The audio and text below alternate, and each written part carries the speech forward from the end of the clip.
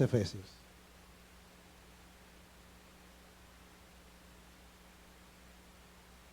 Y vamos a ir proyectando para los que también les gusta llevar anotaciones y además, porque yo sé que facilita la retención en la memoria, vamos a ir proyectando por lo menos las ideas fundamentales del sermón en esta mañana. Esta es la cuarta parte de la introducción, la cuarta y última parte de nuestra introducción a la carta a los Efesios.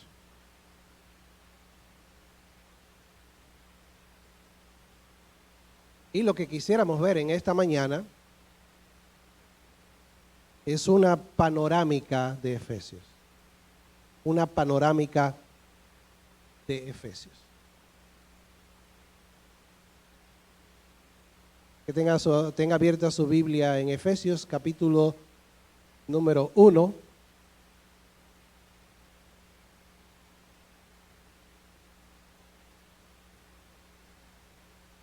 Para de esa manera tener un viaje en toda la carta a los Efesios. Amigos y hermanos, sin lugar a dudas, cuando vemos las cosas desde arriba, tenemos una panorámica mejor de esas cosas. Por ejemplo, yo estoy un poquito más alto que ustedes, los que están en la parte baja de este sitio, pero los que están arriba podrían tener una panorámica mucho más amplia de todo el edificio, incluso ver más allá de estas cuatro paredes. Porque cuando vemos las cosas desde arriba, tenemos una panorámica mejor de estas cosas. Recuerdo hace muchos años, tuve la oportunidad y la bendición de montarme en un pequeño avión, en una avioneta. Yo cuando era pequeño, de lo cual no hace mucho tiempo, era loco con los aviones. Y había un joven aquí en la iglesia, no sé dónde estará, que es piloto. Y un amigo de ese joven me invitó para que sobrevoláramos en esa avioneta que iba a pilotar ese joven, desde el aeropuerto internacional La Unión, Gregorio Luperón, hasta el aeropuerto internacional del Cibao en Santiago. Así que llegamos temprano ese domingo al aeropuerto de La Unión, nos montamos en la avioneta y el avión despegó de la pista del aeropuerto. Cuando el avión fue tomando vuelo y tomando altura, se podía avistar una panorámica de todo el valle y de las montañas que circundan la hermosa Puerto Plata. Y mientras más alto nos subíamos sobre las nubes, mucho mejor podía verse ese hermoso valle de cañaverales, de una vegetación llena de verdor, y allá a lo lejos podía avistarse el imponente océano Atlántico. Y a mi lado derecho yo podía ver la majestuosa loma Isabel de Torres. Hasta que llegamos allá al aeropuerto del Cibao y luego de unas cuantas horas allí, regresamos en la tarde. Pero el piloto de la nave, cuando estábamos cerca de aquí de Montellano, comenzó a hacer una serie de piruetas. Ya usted sabe, yo comencé a agarrarme de la avioneta, de la parte donde yo podía, porque me sentí como un poquito nervioso, porque él comenzó a bajar de una manera impetuosa y hacer unas cuantas piruetas muy, pero muy bajito de la ciudad de Montellano. Pero lo cierto es que esta experiencia me hace ver a mí cuán importante es tener desde arriba una panorámica de las cosas. Y yo quisiera precisamente invitarlos a todos ustedes en esta mañana para que nos montemos en el avión de nuestra imaginación y podamos surcar el valle y las montañas de la carta a los Efesios para ver qué es lo que Efesios contiene. Recordemos que el tema de esta serie es un pueblo bendecido en Cristo para la gloria de Dios. Ese es el tema de toda la serie de la carta a los Efesios. Un pueblo bendecido en Cristo, ¿para qué? Para la gloria de Dios. Y yo quisiera que, como verdad central en esta mañana, acerca de esta panorámica que vamos a tener de toda la carta, como verdad central que Efesios nos comunica en sentido global, aprendamos esta gran verdad para nuestra vida como creyentes y también para nuestra vida como iglesia. Y esta verdad central que Efesios nos comunica es la siguiente: que ser parte de este pueblo bendecido por Dios en Cristo es un privilegio que demanda de nosotros dos respuestas. Voy a repetir. Ser parte de este pueblo bendecido en Cristo es un privilegio que nos demanda dos respuestas.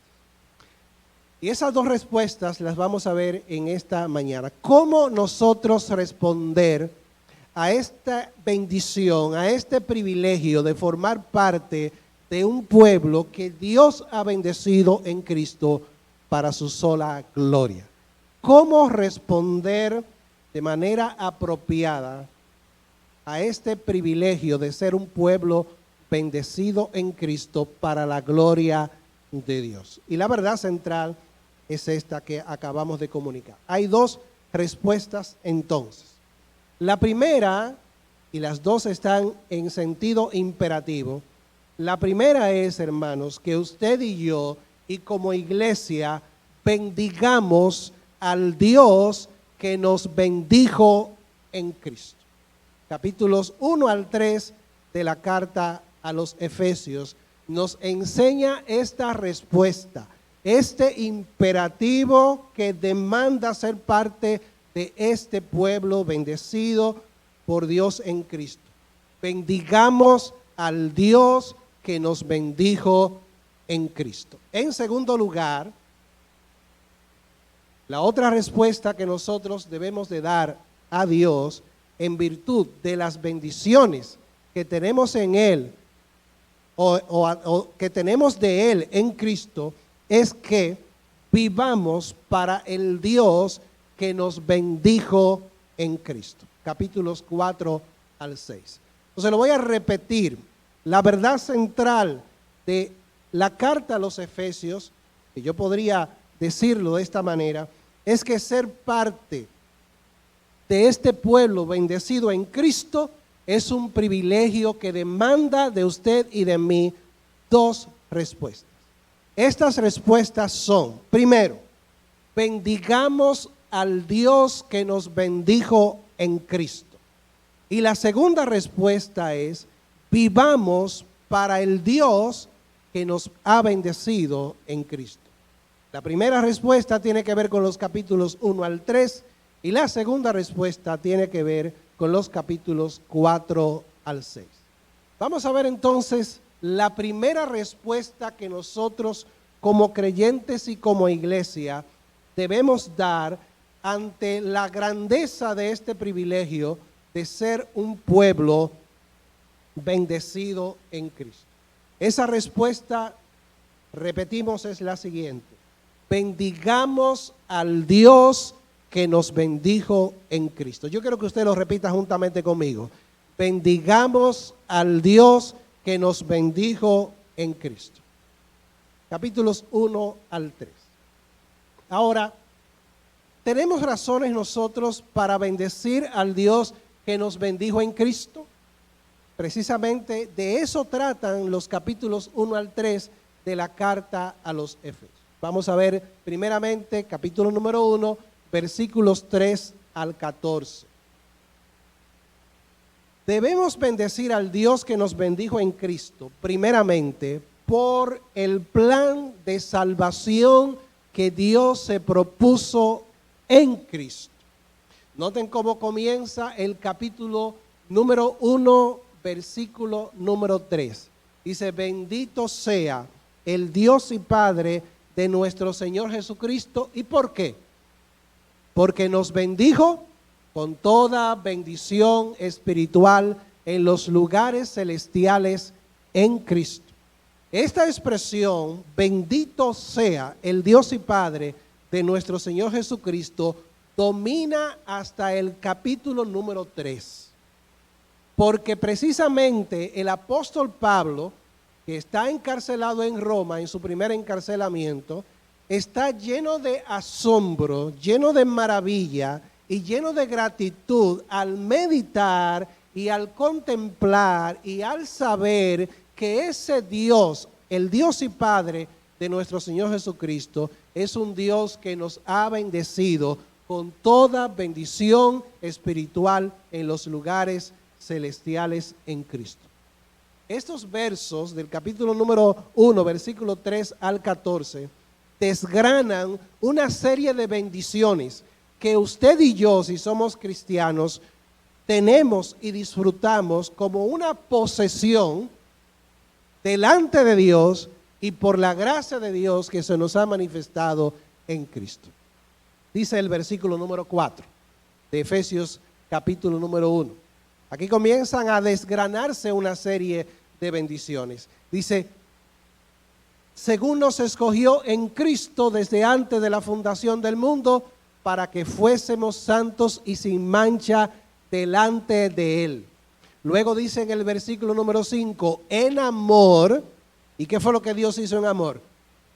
Habiéndonos predestinado para ser adoptados hijos suyos por medio de Jesucristo, según el puro afecto de su voluntad, para la alabanza de la gloria de su gracia, con la cual nos hizo aceptos en el amado. Luego en el versículo número 7 se menciona otra bendición. ¿Cómo dice el versículo número 7? En quien, en el amado, en Cristo, tenemos redención por su sangre, el perdón de pecados según las riquezas de su gracia. Pero no solamente esto, dice el texto que Dios hizo sobreabundar para con nosotros en toda sabiduría e inteligencia y nos dio a conocer el misterio de su voluntad, según su beneplácito, según el agrado de Dios, el cual se había propuesto en sí mismo, y dice el versículo 10, de reunir todas las cosas en Cristo, en la dispensación del cumplimiento de los tiempos, así las que están en los cielos como las que están en la tierra. Pero no solamente esto.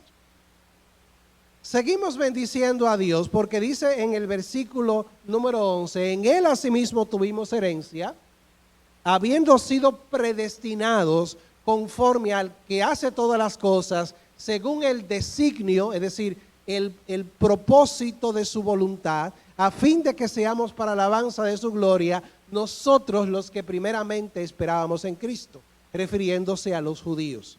Y luego culmina en el versículo número 13 y número 14 diciendo, en Él también ustedes, los gentiles, los no judíos, habiendo oído la palabra de verdad, el evangelio de vuestra salvación, y habiendo creído en Él, fuisteis sellados con el Espíritu Santo de la promesa, que es las arras de nuestra herencia hasta la redención de la posesión adquirida. ¿Y para qué? Para alabanza de su gloria. Algunos entendidos dicen que esto es un himno, que si no era un himno compuesto por otro autor que no fuera Pablo, si lo compuso Pablo, Pablo lo inserta aquí precisamente porque cabe en el argumento de la carta, porque es una especie de himno que exalta al Dios y Padre de Cristo precisamente por esas bendiciones espirituales que Él nos ha dado en Cristo Jesús y para la gloria de su nombre. Noten que en 3 ocasiones en el himno, si se puede llamar un himno, aparece una frase que indica el propósito para el cual Dios hace todo esto en cuanto a su plan de salvación. Que para alabanza de la gloria de su gracia, con la cual fuimos aceptos en el amado. En el versículo número 12 dice, a fin de que seamos para alabanza de su gloria. Y al final, en el versículo número 14, dice, para alabanza de su gloria. También es interesante notar que las tres personas de la Trinidad, Dios Padre, Dios Hijo y Dios Espíritu Santo, están involucrados en este plan, en este propósito de bendición en Cristo para la gloria de su nombre. El Padre elige y predestina, el Hijo redime, el Hijo salva, el Hijo derrama su sangre para comprarnos del pecado, y también a través del Hijo somos alumbrados para que podamos conocer el plan de Dios, y el Espíritu Santo nos sella y también es la garantía de la redención final. Luego de esto, versículos 15 al 23, versículos 15 al 23, tenemos una oración. Y la oración se puede resumir en el hecho de que debemos orar por comprensión espiritual. Orar por comprensión espiritual. Por eso dice el apóstol Pablo y le pide a Dios que alumbre los ojos de nuestro entendimiento. Pero también, capítulo 2, versículos 1 al 10, hay otra razón por la cual nosotros debemos de bendecir al Dios que nos bendijo en Cristo. Y es a causa de esa salvación que es nuestra por gracia mediante la fe. Dice el versículo número 1 de Efesios, capítulo 2, luego de haber hablado de cómo el poder de Dios actuó en Cristo, resucitándolo de los muertos, sentándole a su diestra en los lugares celestiales. Luego dice en el versículo número 1 del capítulo número 2, y Él les dio vida a ustedes cuando estaban muertos en sus delitos y pecados. Presenta un diagnóstico de la condición humana. Desde el capítulo número 2, versículos 1 al 3, esa salvación por gracia se da en el trasfondo de una condición y un estado de perdición. Y en estos versos nosotros tenemos, utilizando una ilustración, una imagen de la medicina, una poderosa resonancia magnética que puede penetrar en lo más profundo del ser humano para mostrar, para evidenciar cuál es nuestra condición espiritual. Por eso, uno de los más grandes teólogos del siglo XX y también de esta parte del siglo XXI, que falleció el año pasado, R.C. Sproul, dice acerca de la salvación lo siguiente: Dios simplemente no lanza un salvavidas a una persona que se ahoga. Eso no es lo que simplemente Dios hace. Dios va más allá de hacer eso. Él va a lo profundo del mar y saca un cadáver del fondo del mar, lo lleva a la orilla, respira en él aliento de vida y lo hace vivir. Por eso dice en el versículo número 4 del capítulo número 2, capítulo 2, versículo 4, pero Dios, ¿y cómo es Dios? Dios es rico en misericordia, por su gran amor con que nos amó, aun estando nosotros muertos en pecado, nos dio vida juntamente con Cristo, por gracia sois salvos. Y juntamente con Él nos resucitó y asimismo nos hizo sentar en los lugares celestiales con Cristo Jesús. ¿Y cuál es el propósito? Versículo 7. Para mostrar en los siglos venideros las abundantes riquezas de su gracia en su bondad para con nosotros en Cristo Jesús.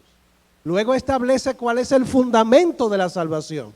Versículos 8 al 10. Porque por gracia sois salvos por medio de la fe, y esto no es de vosotros, sino que es don de Dios, no por obras para que nadie se gloríe, porque somos hechura de Dios, creados en Cristo Jesús para buenas obras, las cuales Dios preparó de antemano para que anduviéramos en ellas.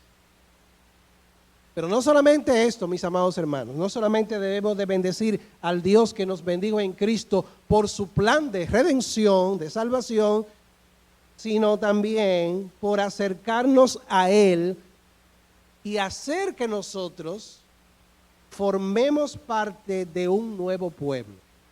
Capítulo 2, versículos 11 al 23 de la carta a los 22 de la carta a los Efesios. Dios nos acerca a Él para formar de judíos y no judíos un solo y nuevo hombre, haciendo la paz.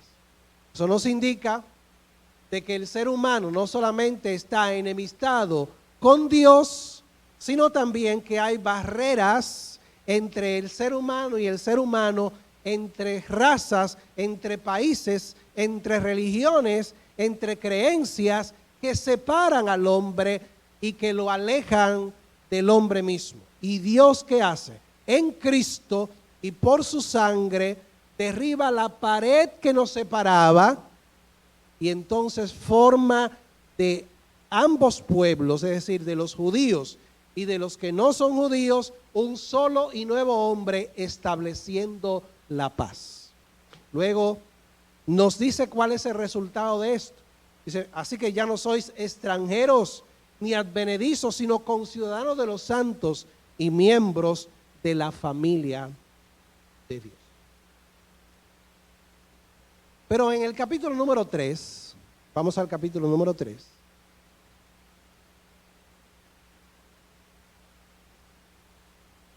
En los versículos 1 al 13, hay otra razón de la adoración, de la expresión de gratitud, de la explosión de alabanza que debemos de dar a Dios por el hecho de que nos ha bendecido en Cristo. Y es precisamente por el privilegio que Dios nos da de conocer su propósito para con la iglesia. Pablo dice, a mí que soy el más pequeño de todos los santos, me ha sido dada esta gracia. Dios le dio a Pablo ese privilegio y se lo dio a los apóstoles, de darles a conocer las insondables, las inescrutables riquezas de Cristo. Es por esto que esta primera parte termina con otra oración, versículos 14 al 21 del capítulo número 3. Pablo dice en el versículo 14, por esta causa doblo mis rodillas ante el Padre de nuestro Señor Jesucristo, de quien toma nombre toda familia en los cielos y en la tierra, para que les dé, conforme a las riquezas de su gloria, el ser fortalecidos con poder en el hombre interior por su espíritu. ¿Y cuál es el propósito? Dice el verso 17, para que habite Cristo por la fe en vuestros corazones, a fin de que arraigados y cimentados en amor, seáis plenamente capaces de comprender con todos los santos cuál sea la anchura, la longitud, la profundidad y la altura, y de conocer el amor de Cristo que excede a todo conocimiento, para que seáis llenos de toda la plenitud de Dios. Así que esta primera parte nos presenta la primera respuesta que la iglesia, que el creyente debe de dar a Dios por el hecho de que Dios ha bendecido a su pueblo en Cristo. ¿Cuál es nuestra respuesta? Pablo nos dice, bendice al Dios que te bendijo en Cristo. Hermanos, ¿cuántos bendicen a Dios en esta mañana? ¿Cuántos dan gracias a Dios por este plan maravilloso de salvación? ¿Cuántos alaban el nombre de Dios y cuántos dicen, bendito el Dios y Padre de nuestro Señor Jesucristo? Pero la segunda respuesta, que de acuerdo a la carta a los Efesios nosotros debemos dar, no solo se circunscribe a la alabanza, no solo se circunscribe a la adoración, no solo se limita a bendecir a Dios que nos bendijo en Cristo, sino, en segundo lugar, Dios nos dice que por el hecho de que Él nos ha bendecido en Cristo, de que por causa de que somos un pueblo bendecido en Cristo, nosotros entonces debemos vivir para aquel que nos bendijo en Cristo. Capítulo 4, versículo número 1. Capítulo 4, versículo número 1.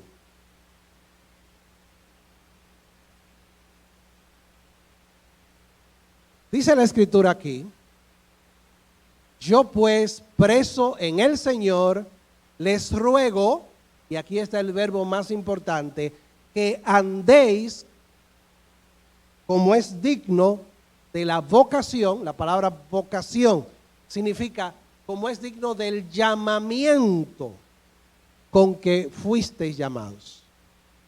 Vivamos para el Dios que nos bendijo en Cristo. ¿Y cómo debe ser la vida de aquel que ha sido bendecido en Cristo? Bueno, dice el verso número 1, vivamos dignamente, es decir, a la altura de nuestro llamamiento celestial, del privilegio de ser cristianos. Ahora, el capítulo 4, versículos 1 al 16, nos enseña de que este andar, es decir, de que este vivir, de que este caminar, de que esta conducta debe ser un andar en unidad, en unidad. Dice, con toda humildad y mansedumbre, dice el verso número 2, soportándose con paciencia los unos a los otros en amor. Y el verso 3 del capítulo 4, ¿cómo dice? Solícitos, es decir, con el empeño de guardar la unidad del Espíritu en el vínculo de la paz. Así que la iglesia responde al llamado de aquel que lo bendijo en Cristo, viviendo en unidad, un andar en unidad. Pero en los versículos 17 al 32 del capítulo número 4 aprendemos de que este vivir para el Dios que nos bendijo en Cristo, este andar debe ser un andar diferente al andar de las personas del mundo. Debe ser un andar distinto. Verso 17 del capítulo número 4. Dice el apóstol Pablo: esto pues digo y requiero en el Señor, que ya no andéis como los otros gentiles, es decir, como los no creyentes, que andan en la vanidad de su mente y tienen el corazón entenebrecido y están ajenos de la vida de Dios por la ignorancia que en ellos hay, por la dureza de su corazón. Todo eso se aplica a partir del versículo número 25 a situaciones concretas del actuar y de la vida del creyente. Versículo 25 dice: por lo cual, desechando la mentira, hablad verdad cada uno con su prójimo, porque somos miembros los unos de los otros. Capítulo 5, versículos 1 al 7. Estos versos nos enseñan que la respuesta de la vida de nosotros para el Dios que nos bendijo en Cristo debe ser un andar, una vida en amor. Miren el versículo número 1 y versículo número 2. Dice el versículo número 1: sed pues imitadores de Dios como hijos amados. Y el imperativo en el versículo número 2 dice: y andad en amor, como Cristo también nos amó y se entregó a sí mismo por nosotros, ofrenda y sacrificio a Dios en olor fragante. Luego de esto, en los versículos 8 al 14 del capítulo número 5, el Señor nos muestra que la vida digna de nuestro llamamiento como respuesta a esa bendición del pueblo de Dios en Cristo debe ser un andar en luz. Versículo número 8 del capítulo número 5, porque en otro tiempo erais tinieblas, mas ahora ¿qué somos? Somos luz en el Señor, andad como hijos de luz. Y más adelante, en el versículo 15 hasta el capítulo 6, verso 9, el andar como respuesta a aquel que nos bendijo en Cristo debe ser un andar en sabiduría. Versículo 15 del capítulo número 5 dice, mirad pues con diligencia cómo andéis. ¿Cómo no debemos andar? No como necios, sino como sabios, aprovechando bien el tiempo, porque los días son malos. Por tanto, no seáis insensatos, sino entendidos de cuál sea la voluntad del Señor. Y no os embriaguéis con vino, en lo cual hay disolución, antes bien sed llenos del Espíritu Santo. Finalmente, en cuanto a este vivir para el Dios que nos bendijo en Cristo, capítulo 6, versículo número 10, hasta el versículo número 20. En estos versículos tenemos lo que se llama la guerra espiritual. Y se nos describe la armadura de Dios, de la cual debemos vestirnos para estar firmes contra las acechanzas del diablo. Y esta parte de la carta a los Efesios nos enseña de que el andar del cristiano debe ser un andar en victoria. Un andar en victoria. Vestíos de toda la armadura de Dios para que podáis estar firmes contra las acechanzas del diablo. ¿Y por qué? Verso 12.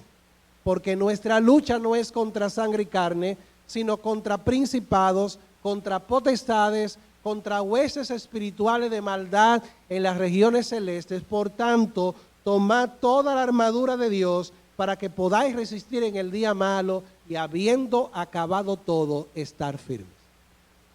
Hermanos, esa es la panorámica a grandes rasgos de lo que contiene la carta a los Efesios y lo que de aquí en adelante en la voluntad de Dios nosotros vamos a comenzar a ver de manera detenida. Hemos montado en ese avión de la imaginación y hemos sobrevolado toda la carta a los Efesios. Hemos visto que el tema de la carta a los Efesios es un pueblo bendecido en Cristo para la gloria de Dios. Y que hay dos respuestas. En primer lugar, bendigamos al Dios que nos bendijo en Cristo. Y en segundo lugar, vivamos para el Dios que nos bendijo en Cristo. Ahora yo quisiera, para terminar, hacer 3 aplicaciones. 2 para los creyentes y 1 para los amigos, los no creyentes que en esta mañana se encuentran. Amado hermano, en primer lugar, ¿qué aprendemos, además de lo que hemos visto ya, acerca del tema de la carta a los Efesios? Bueno, aprendemos, y lo he expresado en sentido negativo, de que no debemos perder nuestra capacidad de asombro ante la grandeza de nuestro Dios. ¿Qué se desprende de lo que hemos visto? Se desprende, mi amado hermano, que usted y yo, como creyentes, y que la iglesia no debería perder la capacidad de asombro ante la grandeza, ante la majestad del Dios al cual nosotros adoramos y al Dios al cual nosotros servimos. ¿Saben? Una de las cosas que más fácil se pierde en cualquier ser humano, tanto en el que es creyente como en el que no es creyente, es la capacidad de asombrarse, la capacidad de maravillarse, ya sea negativamente por alguna tragedia o positivamente por algo bueno. Los seres humanos somos muy dados a perder la capacidad de asombro ante un hecho negativo o ante una realidad positiva. Es posible de que si vemos, por ejemplo, aquí en la comunidad de Montellano, que cuando vayamos saliendo del culto, una persona mata a otra a quemarropa, es posible de que esto nos llene de pavor, de miedo y de asombro. Es la primera vez que lo vemos. Pero si eso ocurre todos los días, ¿qué va pasando? Nosotros nos vamos acostumbrando a que eso es algo natural, a que eso es algo normal. Miren por ejemplo, con el caso de la Procuraduría General de la República. La primera vez que la Procuraduría tomó preso, incautó y llevó preso de manera desprevenida a un grupo de personas a las cuales la Procuraduría acusa de corrupción administrativa en el gobierno anterior, todo el mundo estaba a la expectativa y todo el mundo hablaba de eso. ¿Cuántos casos van ya? Van como 4 casos. Y en la medida en que eso va pasando, cada vez menos atención le vamos dando. Vamos perdiendo nuestra capacidad de asombro ante lo trágico. Pero también muchas veces perdemos la capacidad de asombro ante aquellas cosas que son buenas, que son agradables, que son dignas de elogio, que son bellas. Por ejemplo, yo tuve la oportunidad en un viaje, en una gira que nuestra hermana Janet realizó hace ya un par de años, de ir al sur profundo. Lo había dicho en otra ocasión. Pero fue la primera vez en mi vida y la única vez hasta ahora que yo fui al sur profundo. Y el domingo, en la mañana, fuimos nada más y nada menos que a Bahía de las Águilas. ¿Cuántos han ido a Bahía de las Águilas? Bueno, ha ido un buen grupo.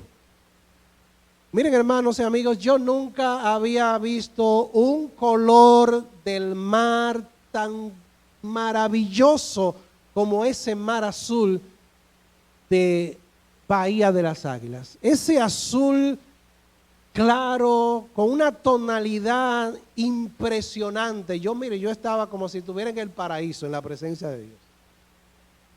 Y yo daba gracias a Dios por esa maravilla. Pero, ¿y qué si usted vive cerca de Bahía de las Águilas y todos los días tiene la oportunidad de ver el mar de Bahía de las Águilas? Es posible de que poco a poco usted vaya perdiendo la capacidad de asombro para ver más allá de la creación, ver al Creador. Así somos los seres humanos. En mi propia comunidad en Cangrejos, después que usted pasa del Batey y se interna para allá, para dentro de la playa, para la playa, mi hermano, Cangrejos tiene una vegetación maravillosa, un verdor, sobre todo en época de lluvia. A veces yo me pongo a contemplar esa hierba y esos árboles frondosos cubren toda la calle o que circundan toda la calle. Y pienso en Dios, pienso en la grandeza de mi Creador. Pero es probable de que uno ande por un paisaje maravilloso y no se esté dando cuenta de lo maravilloso del paisaje. Ha perdido la capacidad de asombro. Y saben, mis amados hermanos, tristemente, y yo lo digo por mí, los cristianos hemos perdido o perdemos muchas veces nuestra capacidad para asombrarnos por el Dios al cual nosotros adoramos. Y venimos a la iglesia y venimos al culto, pero no estamos asombrados de Dios. Como cantábamos con el himno 478. ¿Cómo dice la primera estrofa? Me asombra el amor que me ofrece el Señor Jesús. Su gracia tan grande no puedo explicarme yo. Y tiemblo al saber que por mí padeció en la cruz, por mí, pecador vil, su sangre preciosa dio. ¿Y cómo dice el coro? Qué maravilla es que Él me amara así. Qué maravilla es, Él murió por mí. Y a veces cantamos, qué maravilla es. Porque probablemente hemos perdido esa capacidad de asombrarnos. Mi hermano, el mensaje de la carta a los Efesios es, nunca pierdas la capacidad de asombrarte ante la maravilla del Dios de los cielos y de la tierra. Y nunca perdamos la capacidad de asombrarnos ante la bendición maravillosa de que somos sus hijos, de que somos su pueblo, de que desde antes de la fundación del mundo, por su gracia, hemos sido escogidos en Cristo para la alabanza de la gloria y de la persona de nuestro Dios. Recuperemos, hermanos, la capacidad de asombrarnos de ese Dios al cual nosotros adoramos. ¿Y cómo lo podemos recuperar? Fíjese que luego de Pablo haber expuesto en el capítulo número 1, versículos 3 al 14, después de haber expuesto ese plan maravilloso de redención, empieza a orar y a interceder por aquellos hermanos para que Dios les iluminara el entendimiento. En segundo lugar, Efesios nos enseña que debemos fortalecer nuestra vida cristiana en nuestra identidad en Cristo. Debemos fortalecer, hermanos, nuestra vida cristiana en nuestra identidad en Cristo. Estamos en Cristo. Esa frase aparece unas 30 veces. ¿Cuántos recuerdan aquí a nuestro hermano Federico Sena? Hermano Berico. Bueno, hermano Berico, nuestro inolvidable Vero, uno de los ancianos de la iglesia hace muchos años. Una vez, juntamente con otros hermanos de aquí, fueron, creo que fue a Mamey Los Hidalgos, a predicar el evangelio. Y fueron a predicar en un tiempo de campaña política. Y la gente en la calle estaba muy fogosa, candidateando o promoviendo a su candidato. Y nuestro hermano Vero le voció a un señor que estaba promocionando cerca de donde estaban ellos. Le dijo, vote por Cristo. Y parece que el hombre entendió mal. Parece que el hombre pensaba que Berico le estaba diciendo como una mala palabra. Y se acerca a don Vero. ¿Qué fue lo que usted dijo? Que vote por Cristo. Y que vote por Cristo. Hermanos, eso es identificarse. Eso es afirmar su identidad como cristiano. Recuerden el primer campamento de la iglesia. Creo que fue en el 1998. ¿Cuántos lo recuerdan ese campamento? ¿Cuántos estuvieron? El tema fue la comunión cristiana. Y el primer día de la reunión, que fue un jueves, hicimos una dinámica en la noche para dar la bienvenida a todos los camperos. Y la dinámica era la de que cada grupo formara como una especie de eslogan o de consigna relacionada con el tema. Y dividimos a todos los que estaban allí, agrupados por el mes de nacimiento de cada persona. Los de enero en enero, los de febrero en febrero, etc. Y cada quien tenía que juntarse y formar una consigna.